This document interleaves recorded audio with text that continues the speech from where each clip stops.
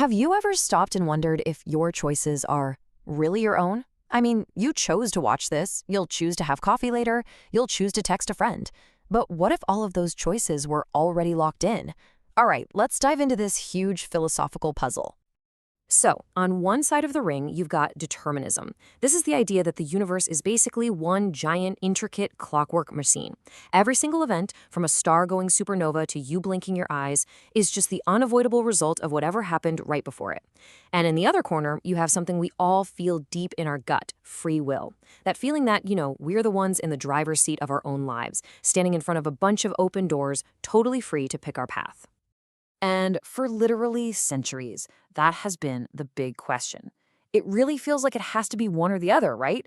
Either the universe is this closed loop of cause and effect, which would make our sense of freedom just an elaborate trick our brains play on us, or our choices are genuinely real, which means determinism can't possibly be the whole story.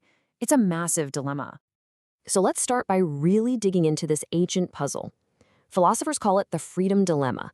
And it's going to set the stage for everything we're about to talk about.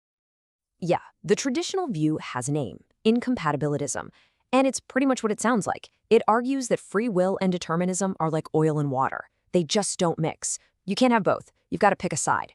But what if that's a false choice? This is where our main topic for today makes its entrance. See, there's a third way to look at this whole problem, a philosophical approach that says, hey, maybe we don't have to pick a winner. Maybe we can bring these two huge ideas together. And that third way is called compatibilism. The whole idea is right there in the name. Free will and determinism are, believe it or not, compatible. You don't have to choose. It's the idea that you can have your deterministic cause and effect universe and your free will too. So the crucial thing to grasp here is this total shift in perspective. Compatibilism says this isn't a battle between opposites. It's actually a potential partnership. And you might be really surprised to find out just how popular this idea has become. In fact, get this, a 2020 survey found that a pretty clear majority, 59%, of professional philosophers either lean towards or straight up accept compatibilism. It is actually the dominant view in the field today. So how on earth does that work? How can you possibly have both? Well, the secret, according to compatibilists, isn't about changing how the universe works. It's about changing how we understand one of the key terms. It all comes down to redefining what we even mean by free will. The philosopher Arthur Schopenhauer put it perfectly with this amazing quote, "Man can do what he wills." Okay, that means you're free to act on your desires.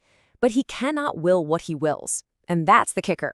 You don't get to choose the desires themselves. They're determined by your past, your biology, your environment, the whole shebang.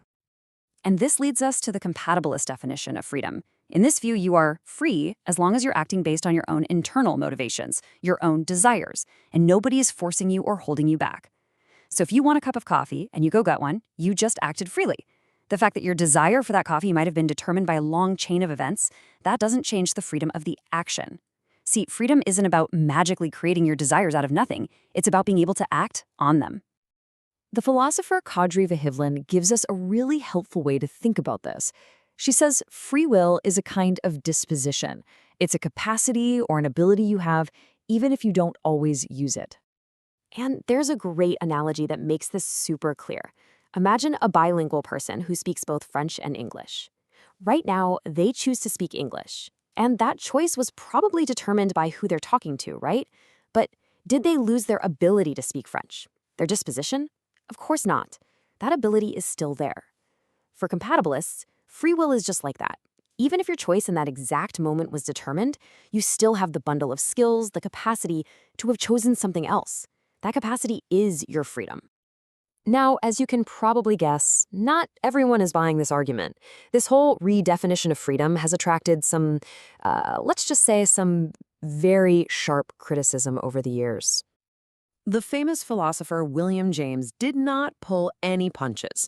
He called it a quagmire of evasion, which is basically a fancy way of saying that compatibilists are just playing word games to avoid the real problem. And even before him, the legendary Immanuel Kant was just as brutal, calling it a wretched subterfuge. For critics like these guys, if you couldn't have genuinely chosen otherwise in that moment, then whatever freedom you have is just a watered-down, pretty meaningless version of the real thing. And this really gets us to the absolute heart of the disagreement. When you look at it this way, you can see the two sides are almost speaking different languages. For a compatibilist, freedom is the freedom to act on your will. But for an incompatibilist, freedom is the freedom to have formed a totally different will in the first place. They are just defining the main concept in two completely different ways. Okay, I get it. This can all feel a little abstract, a bit like philosophical navel-gazing. But why does any of this actually matter in the real world? Does it change anything about our daily lives? Oh yeah, it changes one massive, massive thing. And it all comes down to moral responsibility. Think about it. Our entire legal system, our ideas of justice and ethics, they're all built on the assumption that people choose their actions, and because of that, they should be held accountable. If pure determinism is true and there's no free will, that whole structure just crumbles. But compatibilism offers a way out. It says, look, as long as you acted on your own desires and weren't forced, you are responsible, even if those desires were ultimately determined. It basically saves the whole idea of accountability. So we're going to end right where we started with a question for you to really think about. If every choice you ever made was inevitable, just another link in a chain stretching all the way back to the Big Bang. But if that choice was exactly what you wanted to do in that moment, were you free? How you answer that doesn't just define a philosophical position. It might define how you see yourself and every single person around you.